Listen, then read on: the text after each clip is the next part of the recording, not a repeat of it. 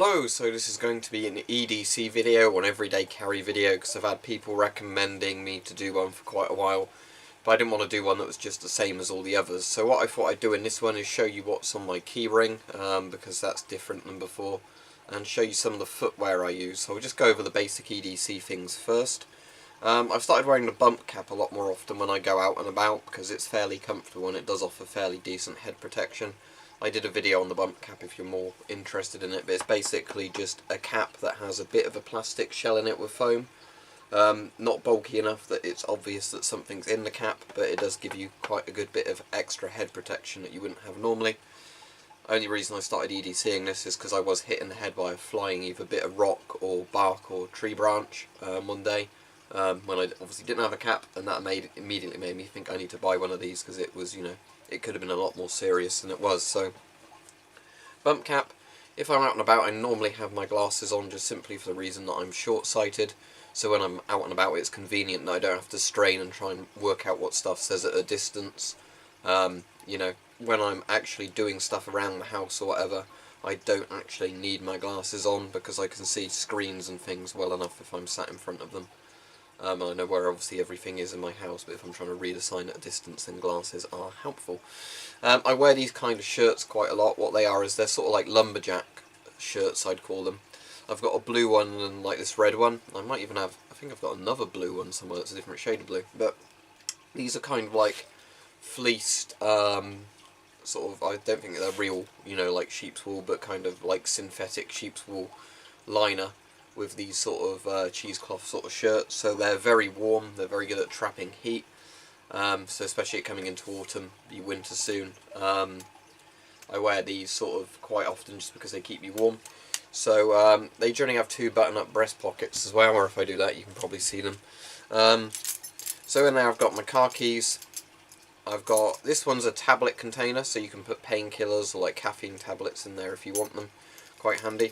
This one, if it's still got fuel in, I'll have to check, because I don't actually know, is a peanut lighter. I've been over peanut lighters before, I really like them. So, yeah, there we go, still works.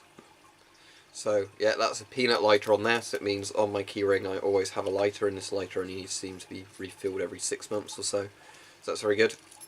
I've got a little free flashlight that was given to me with the keys that I got, you know, when I bought the car. I wouldn't normally bother with something like this, but it's actually pretty handy having a little flashlight on your keyring. It's actually fairly bright for, you know, I think it's like 3 little LEDs in there.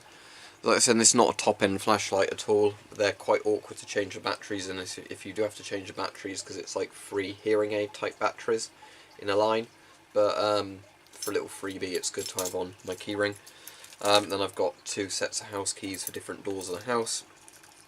And what you might find interesting is the actual thing the keys are attached to is one of those like tough plastic and metal clips. So rather than having an actual keyring you have to keep bending open, it's like a proper thing designed with keys where you have it in a lock position normally, so it can't open or close.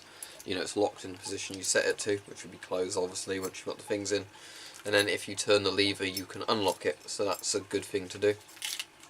So what else do I carry on me then? Generally I have a lighter on me.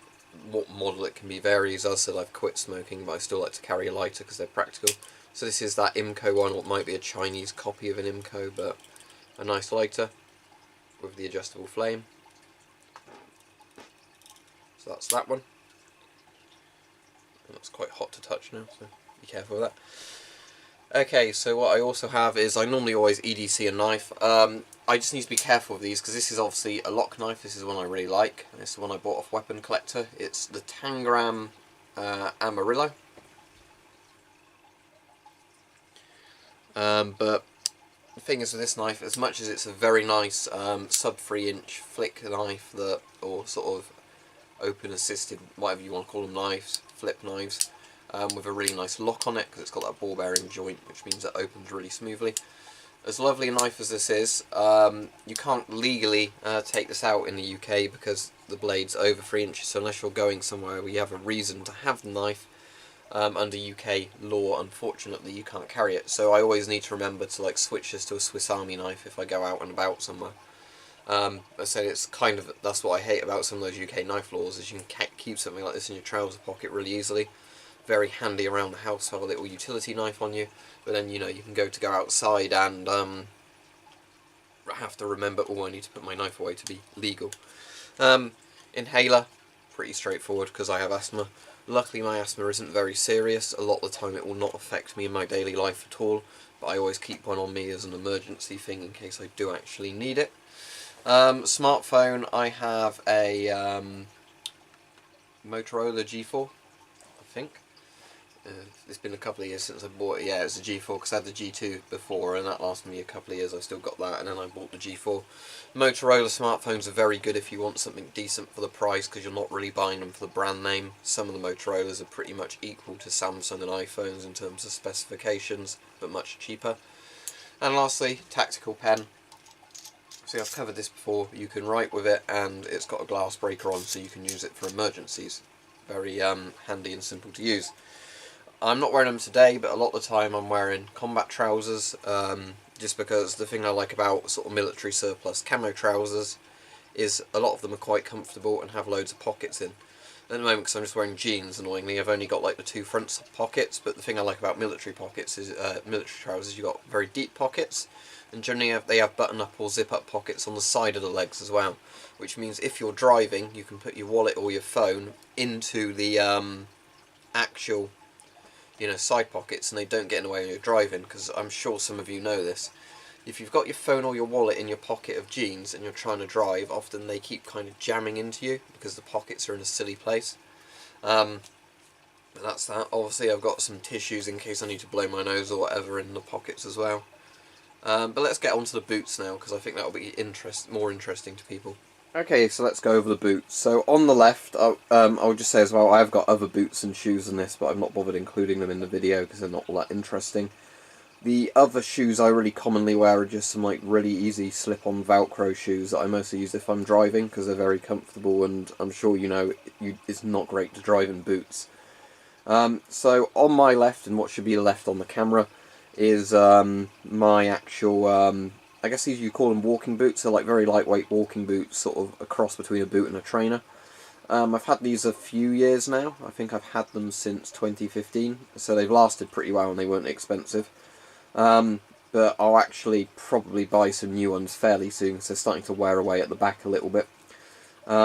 So I normally use them when I'm volunteering with the Blue Cross, because they're good for sort of outside mucky work, and you can probably see they're quite muddy and dirty. Or I use those if I'm just going for a walk somewhere where I'm not expecting it to be really muddy, but sort of, a bit of mud, soil paths, that kind of thing.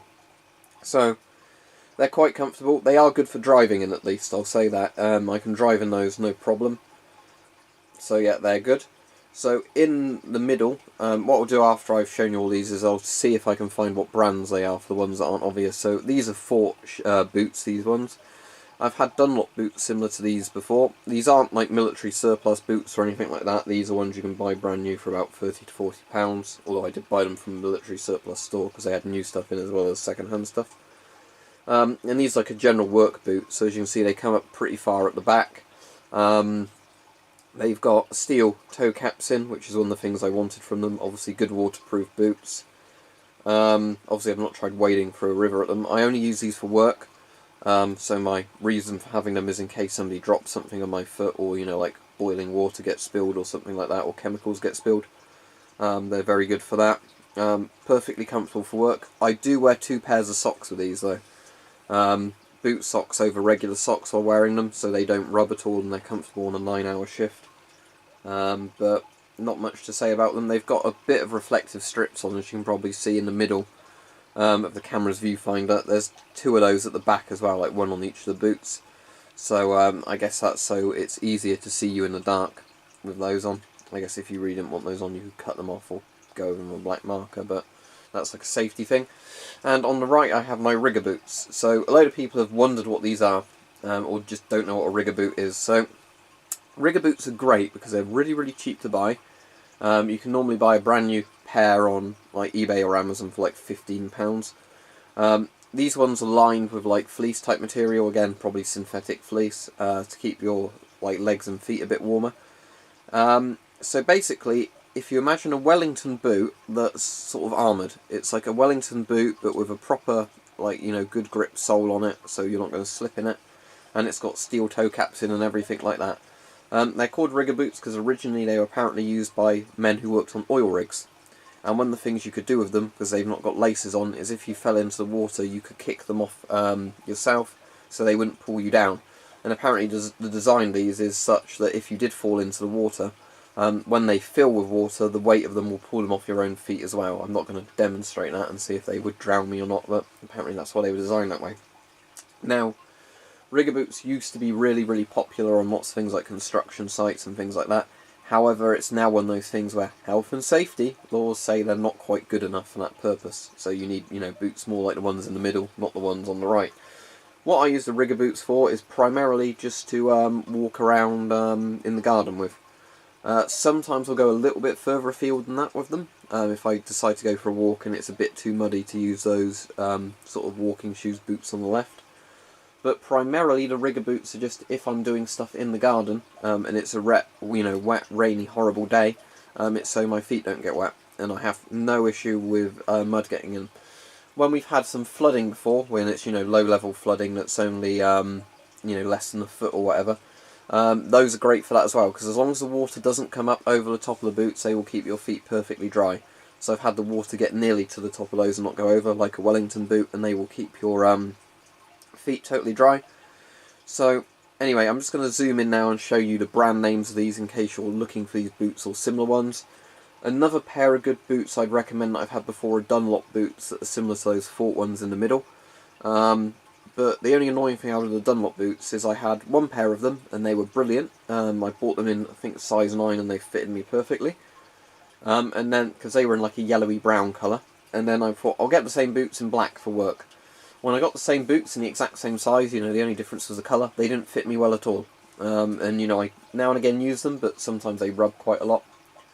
I do have some, like, old, like, I think it's either Austrian or German army boots somewhere as well, and things like that. But as said, these are the boots or shoes I primarily wear. So let me just zoom in on the brand names for you and we'll go over those. Right, I don't think the camera's going to focus on that, but I think that says Karrimor on there, like K-R-R-I-M-O-R. Let me just put the flashlight on it. Yep, there you go, Karrimor, you can see that there. I'll just turn it down one setting so it's not as bright. So then you've got the Fort ones to the right of that. As you can see, it just says Fort on them, and it's got like a little castle picture on there.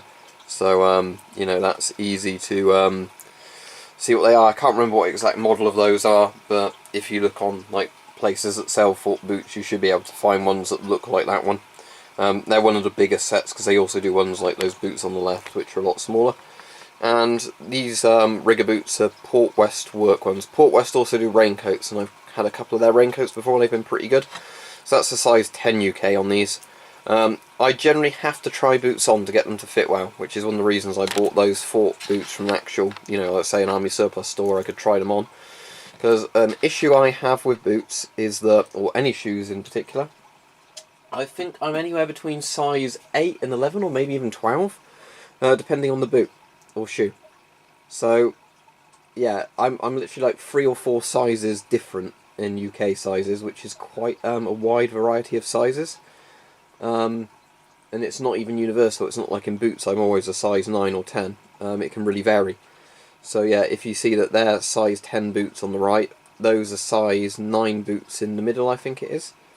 And I can't remember if they were size 9 or 8 boots or shoes on the left. But yeah, I'm all over the places in terms of foot size because for whatever reason it doesn't seem boot sizes are universal.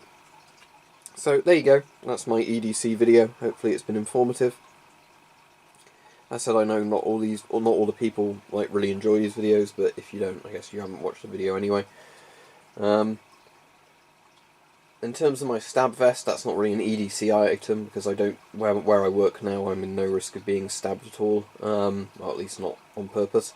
And yeah, so, you know, it's very rare I'll actually need the stab vest at the moment unless of this sort of home invasion type scenario. But I've always got it if I need it, but it's not something I actually need to, you know, wear to work daily now. So that's fine. So, thanks for watching and I hope you found it interesting.